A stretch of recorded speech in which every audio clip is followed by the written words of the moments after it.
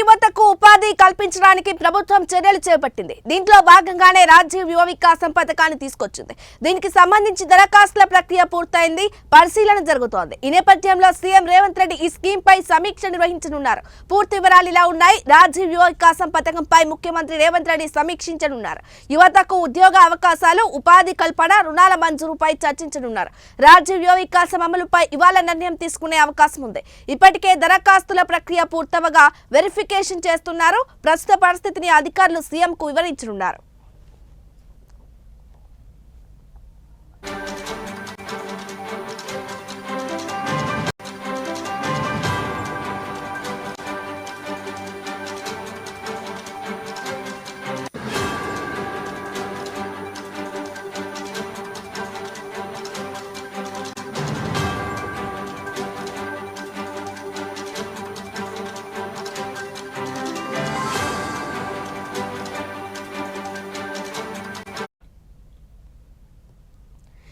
ఈ పథకం దరఖాస్తు ప్రక్రియలో అధికారులు కొన్ని సమస్యలను గుర్తించారు. వాటిని ముఖ్యమంత్రికి వివరించనున్నారు.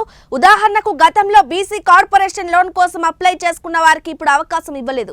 అటు రేషన్ కార్డులు లేక చాలా మంది దీనికి దరఖాస్తు చేసుకోలేదు. ఇటీవలే సిబిల్ స్కోర్ అంశం తెరపైకి వచ్చింది. ఇలా కొన్ని సమస్యలు ఉన్నాయి. వాటిపై ఇవాల్టి సమీక్షలో ముఖ్యమంత్రి కీలక నిర్ణయాలు తీసుకునే అవకాశం ఉంది. రాష్ట్రంలో నిరుద్యోగ యువతకు ఉపాధి కల్పించడమే లక్ష్యంగా ప్రభుత్వం రాజీవ్ యువ వికాసం పథకాన్ని తీసుకొచ్చింది. పథకం కింద దరఖాస్తుదారులకు 5 కేటగిరీగా విభజించి ప్రభుత్వం యూనిట్లను మంజూరు చేస్తోంది. కేటగిరీల వారీగా ప్రభుత్వం సబ్సిడీ ఇస్తోంది. మిగతా డబ్బులను బ్యాంకులు రుణాల కింద ఇవ్వనున్నాయి. అయితే బ్యాంకు రుణాల విషయంలో సిబిల్ స్కోర్ కీలకంగా మారనుంది. రాజీవ్ యువ వికాసం దరఖాస్తులను బ్యాంక్ అధికారులు కూడా పరిశీలన చేయాల్సి ఉంటుంది. సిబిల్ స్కోర్ తక్కువ ఉన్నవారు, వ్యక్తిగత, వ్యవసాయ, గృహ, వాహన రుణాలు తీసుకొని తిరిగి చెల్లించని వారు అనర్హులుగా తేలే అవకాశం ఉంది. ఇప్పటికే ఆయా బ్యాంకుల వారీగా దరఖాస్తులను సిబిల్ స్కోర్ పరిశీలనకు పంపినట్లు అధికారులు చెబుతున్నారు. రాజీవ్ యువ వికాసం పథకానికి సంబంధించి ముందుగా 1-2 కేటగిరీల కింద రుణాలు మంజూరు చేయాలని రేవంత్ ప్రభుత్వం భావిస్తున్నట్లు తెలుస్తోంది. ఈ కేటగిరీలో నిర్ణయించిన లక్ష్యం కన్నా తక్కువగా దరఖాస్తులు వచ్చాయి. దీంతో 100% దరఖాస్తుదారులకు లబ్ధి చేకూరనున్నట్లు తెలుస్తోంది. కేటగిరీ 1 కింద 100% రాయితీతో 50,000 రూపాయల విలువైన యూనిట్లు, కేటగిరీ 2 కింద 90% రాయితీతో ₹1,00,000 విలువైన యూనిట్లు మంజూరు కానున్నాయి.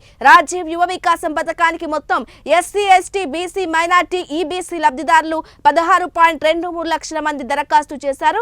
ఇందులో 1.32 లక్షల దరఖాస్తులు కేటగిరీ 1-2 కింద వచ్చాయి. ఈ కేటగిరీల కింద 2.8 లక్షల మందికి సహాయం చేయాలన్నది ప్రభుత్వ లక్ష్యం. ఈ మేరకు ప్రభుత్వం అనుమతులు కూడా మంజూరు చేస్తుంది.